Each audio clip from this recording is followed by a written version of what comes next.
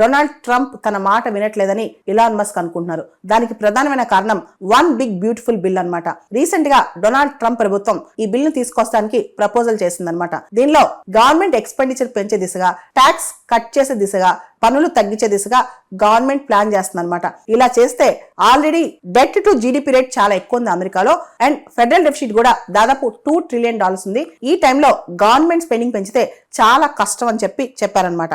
Dose కథనం ప్రకారం ఇప్పటి వరకు వాళ్ళు కేవలం లాస్ట్ 130 days లో కేవలం $170 బిలియన్ మిగల్చగలిగారంట. యాక్చువల్లీ వాళ్ళ టార్గెట్ $1 ట్రిలియన్ $2 ట్రిలియన్ అలా ఉంది, కానీ చాలా తక్కువగా మిగల్చగలిగారంట. ఇక్కడ ఇలాన్ మస్క్ సర్కాస్టిక్ గా ట్వీట్ లో ఇంకొక మాట కూడా చెప్పారు, there cannot be big and beautiful both అని. అంటే either it is big or beautiful. ఆ బిల్లు పెద్దదైనా అయి ఉండాలి, బ్యూటిఫుల్ అయినా అయి ఉండాలి, కానీ రెండు ఉండలేవు కదా అని చెప్పి వ్యంగ్యంగా అన్నారనమాట. అంటే ఆయనకి బిగ్ బ్యూటిఫుల్ బిల్ నచ్చలేదన్నమాట. అంటే దీని ద్వారా గవర్నమెంట్ స్పెండింగ్ బాగా పెరుగుద్ది. ఇలాన్ మస్క్ ని ప్రత్యేకంగా గవర్నమెంట్ స్పెండింగ్ తగ్గించడానికి అపాయింట్ చేశారనమాట. చాలా ఫీవరిష్ గా, అంటే చాలా ఫాస్ట్ గా ఇలాన్ మస్క్ వర్క్ చేశారు. దీని మీద చాలా కాంట్రవర్సీస్ కూడా ఉన్నాయి అనమాట.